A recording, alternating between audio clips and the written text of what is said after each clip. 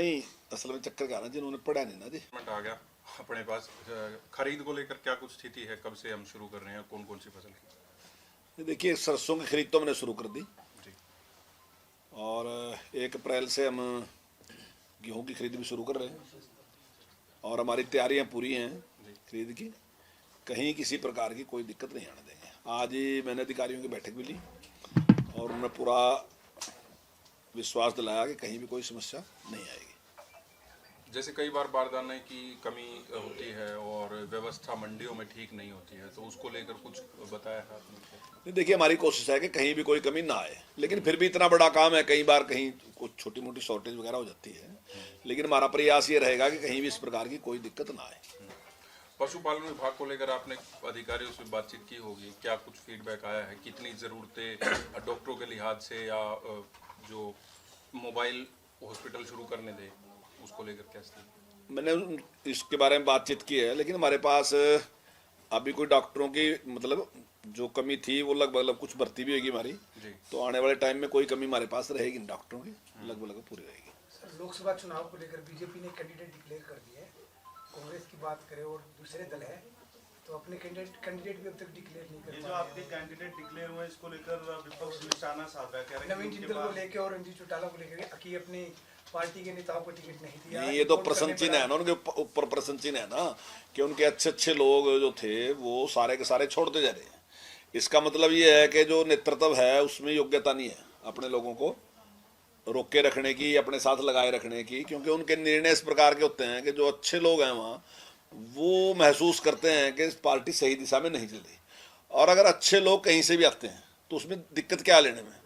चाणक्य ने तो कहा कि हीरा चाहे कहीं भी पड़ा हो तो उसको उठाने में क्या दिक्कत है।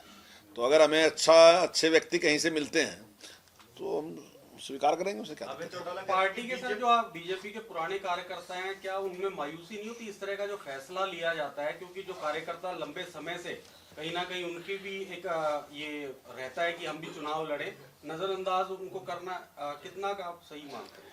नहीं, देखिए, पार्टी एक विजन के लिए काम कर रही है।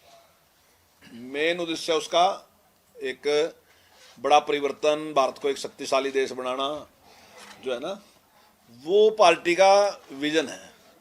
तो कई बार ठीक है, आपकी बात से मैं सहमत हूँ, कई बार दिक्कत भी होती है, लेकिन फिर भी जो लोग विचार की पॉलिटिक्स करते हैं ना, किसी विजन को लेके काम करते हैं, तो वो सोचते हैं कि अगर मेरा कोई नुकसान हो गया तो कोई बात नहीं, अगर देश का फायदा होता हो तो वो उसको स्वीकार करते हैं। और यही कारण है कि बीजेपी में हमने बहुत से लोग बाहर से लिए, उसके बावजूद भी जो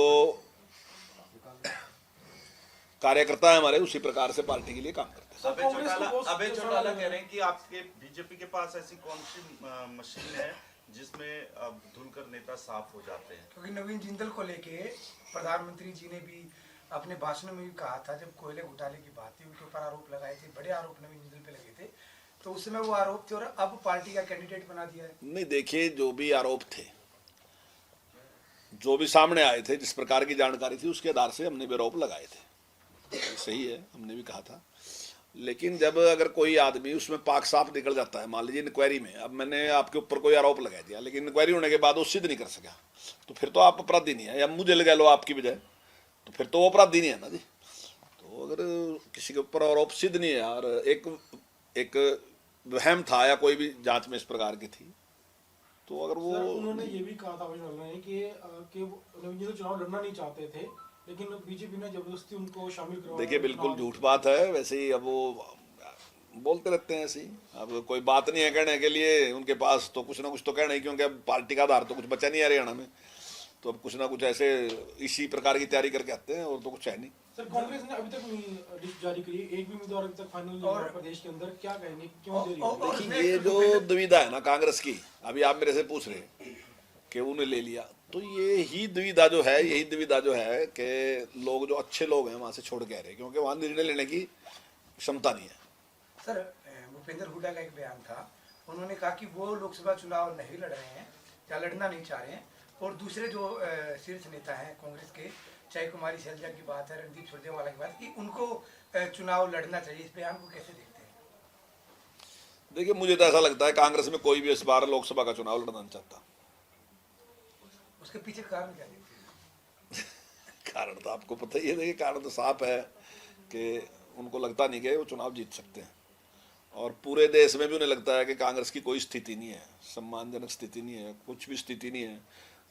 तो इसलिए वो चाहते हैं कि वो लोकसभा का चुनाव लड़ने के लिए तैयार नहीं। ऐसी स्थिति आज तक आपने कभी किसी की पार्टी की देखी होगी कि पार्टी के लीडर ही इनकार कर देंगे हम चुनाव नहीं लड़ना चाहते। तो ऐसी आज तक स्थिति मैंने नहीं देखी। जो मेरा जितना 30-32 साल 35 साल का जो मेरा राजनीतिक जीवन है, मैंने आज तक नहीं देखा कि कहीं इस प्रकार से लोग चुनाव छोड़ गए होंगे हम चुनाव